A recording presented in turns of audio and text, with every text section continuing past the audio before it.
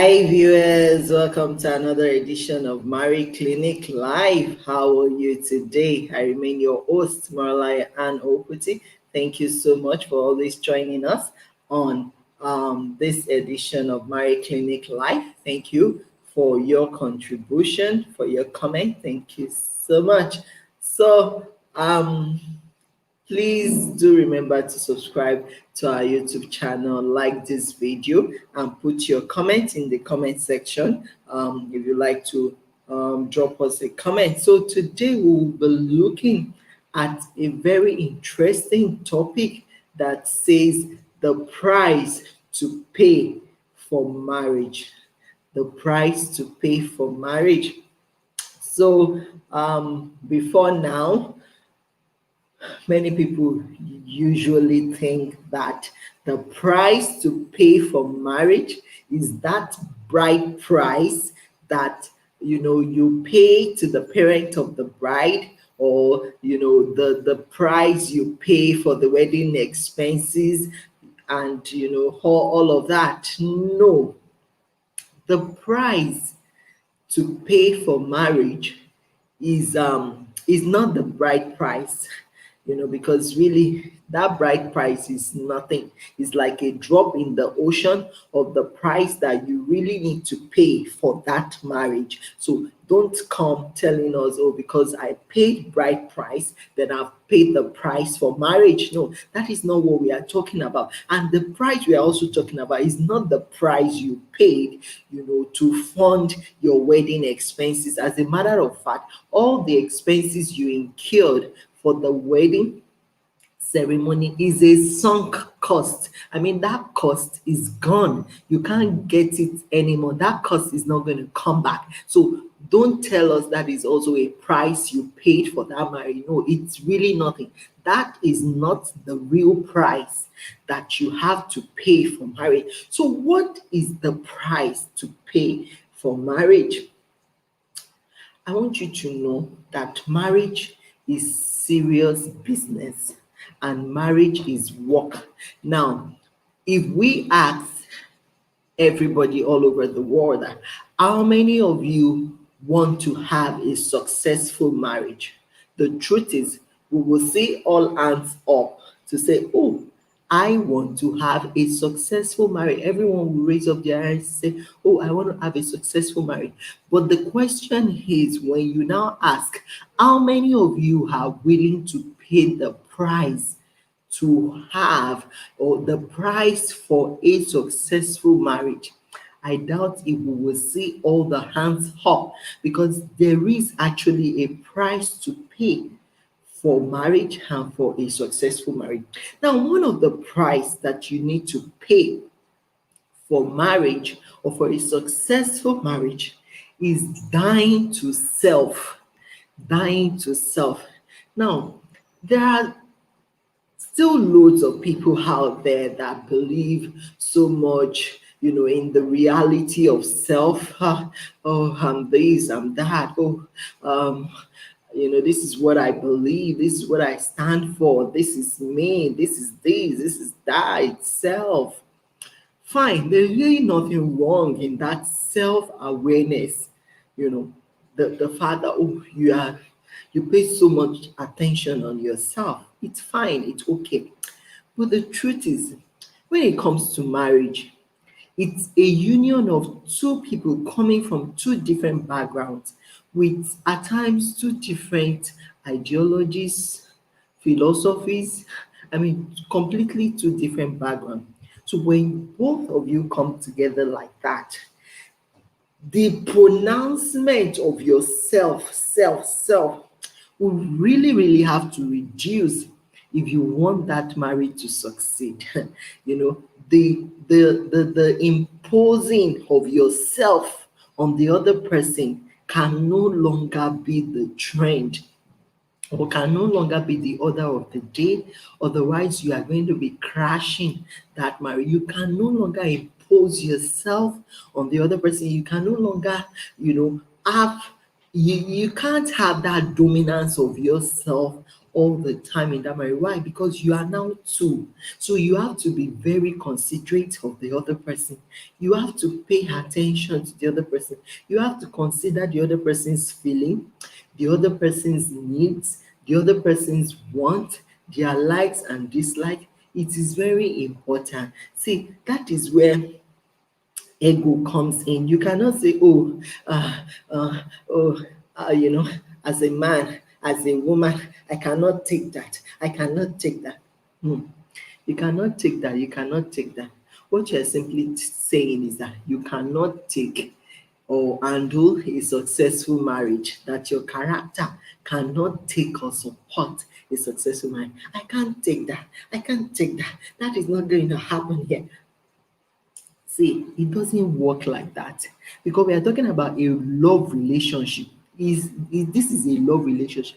A love relationship should not be governed by dominance. It should not be governed by ego. It should not be governed by self-will. It is what I want that must be real. No, it has to be, you have to understand that, see, now it has to be negotiation, now it has to be dance a little there, a little here, now it has to be joint decision making. I have to carry this woman along, I have to carry this man along. It's no longer myself and I, it's what I want. No, it is now, okay, so what does my spouse want?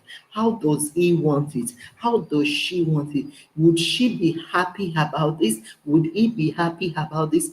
How would they feel if I do this? You can't keep saying, well, I don't care how she feels. Oh, I care less how he feels. I'm just going to do it anyway. No, it can't work like that. You can't have a successful marriage by ignoring or not caring about how that your partner or that your spouse feels.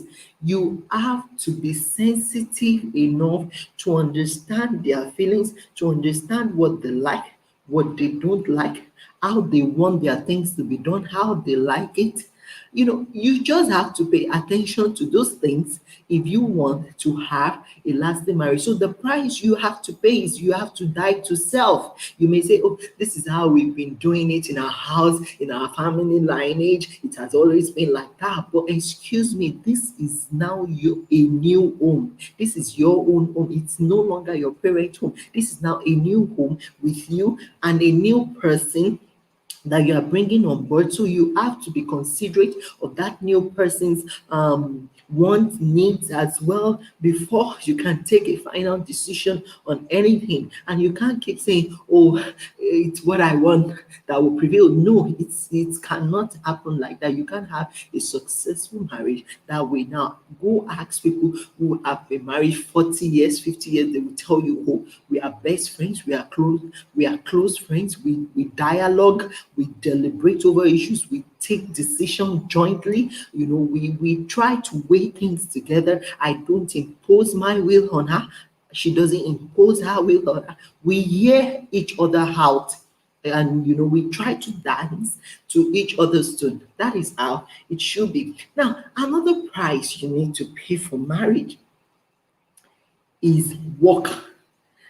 Now, when I say work, we all should know that marriage expectation is completely different from marriage reality. Now, the expectation is that, oh, when I get married, all I'll do is just sleep, have sex, oh, wake up, eat, this, that. That is how some ladies think, and that is how some men too think. But the truth is, see, marriage expectation and marriage reality are two different things. The reality is that each day you wake up, there is work for you to do to make that marriage work. Each day you wake up and you find breath in your nostrils, work is waiting for you. You are going to feed in that marriage, so someone needs to prepare the meal. So someone has to do the work that it entails to put food on the table. Now, the work that will bring the resources that will provide the food is equally different from the work that will prepare the meal and get the meal ready on the table. So Each party must be willing to do the work, either together, or whichever way you want to share the work, you want to do it. If the man is the one providing the resources or bringing the income to make the food available that will be cooked, then the woman has no excuse not to be the one to prepare the meal and make sure the meal is ready on time. Now, if the man cannot provide the resources to make the food available, and maybe the woman has the means to provide her resources to make the food available, then when she does that, courtesy demands that the man should be willing to assist the woman, in the kitchen while she's trying to also get the food ready. And not that you fold your hands, you sit down, you are not providing the income, you are not trying to support the house or the home in any way. That is not good. So you must be willing to do the work. There is always work to be done every day. Each time we wake up in marriage, there is work to be done, even as regards to the cleaning of the house. Someone has to do that work. So you can't say, oh, as a man, I can't touch the broom, I can't touch the cleaning. This, see, if you cannot touch the broom, if you cannot clean, so you better hire someone who can come do that for you, because that work has to be done. The laundry has to be done. Someone needs to do that work. If you can't do it yourself, you better be responsible, or have enough resources and earn enough to pay someone to come do it for you, because those are the things that causes crisis in various homes. This one is complaining, oh, the workload is too much for me, the chores is too much, she's not willing to assist, she's not doing the chores enough, she's not cleaning the house enough. Excuse me, someone has to do the work, and it's not written anywhere that it's the woman that must do the work. Neither is it written anywhere that it's the man that must do the work. So let us endeavor to make sure that those chores, get done either together, or you hire someone that will help you sort that out, so that that will not be an issue. Now, on the side of the income, see, let me tell you something. No marriage can survive without income, or no marriage can thrive without financial means. That financial means or financial support is very, very important. So you cannot say, oh, because I'm married now, all my financial needs will be met by someone, will be met by my spouse. I don't have to work, I don't have to do anything, I don't have to lift a finger, and money will just fall, for me from heaven, or I will just see money coming out for me from the ATM without me having to do any work. Excuse me, it's not like that in marriage. In marriage, there are bills to be paid, rent to be paid, school fees to be paid. All those bills requires finances, and someone has to work for that money. Either one person is doing that work to bring the money home, or both parties are doing the work to earn that income. And that is why we cannot overemphasize enough that you, as a woman, try to earn, no matter how little, try to earn some income in your marriage. And you, as the man, you don't even have an excuse as a provider, because you must do all that lies within your power to ensure that you are doing something to earn income to support your family. Now, the part of this income thing, it's the thing is, at times, life happens. There is no guarantee that, we all we have money 365 days in a year. But the truth is, that is why we are two.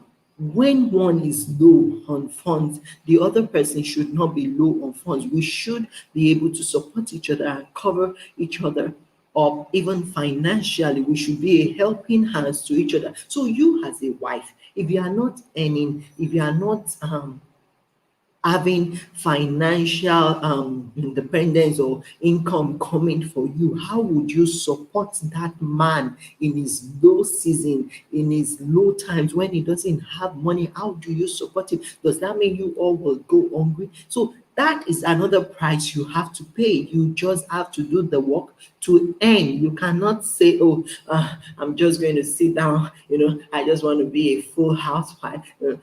In that full housewife, get something doing that will earn you income and bring money in. Now, because of time, I'm going to be sharing the last price that you need to pay, for marriage. Now, another price you need to pay for marriage is loyalty.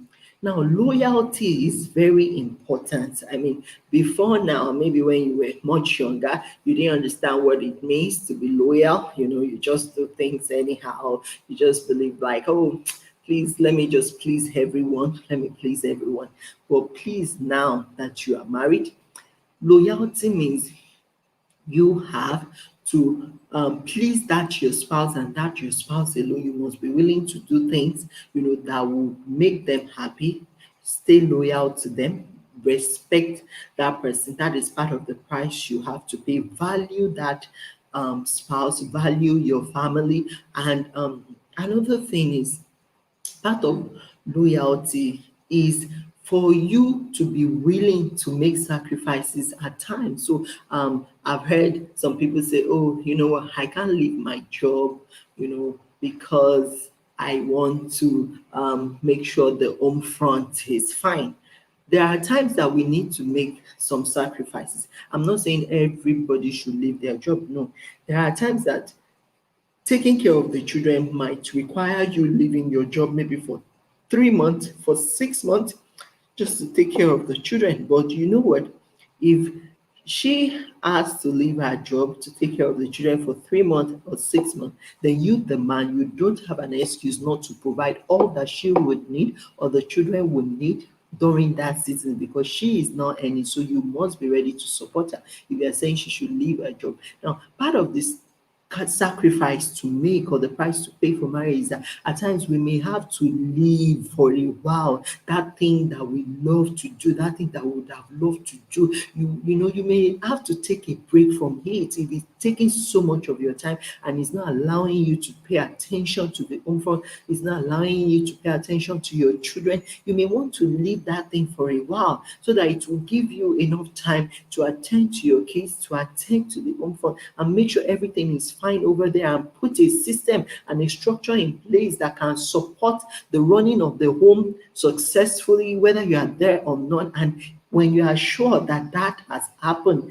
then you can now go back to work, or go back to doing that thing which you love so much. But no one should take ambition from the other person just because, oh, you want them, to focus on the home front. Please make sure that while you focus on the home front, you are equally doing the things that you are passionate about, the things that you would really have loved to do, so that we all can say truly, in this marriage, I find it fulfilling and fulfilled in this marriage. And not that you had to completely sacrifice your future plans, your future ambitions and dream just for that marriage. So I hope that you have learned something. Please know there is always a price to pay for marriage and for a successful marriage. So please, let's pay the price. Let's pay the price. At times, the price to pay is to keep quiet in the heat of an argument.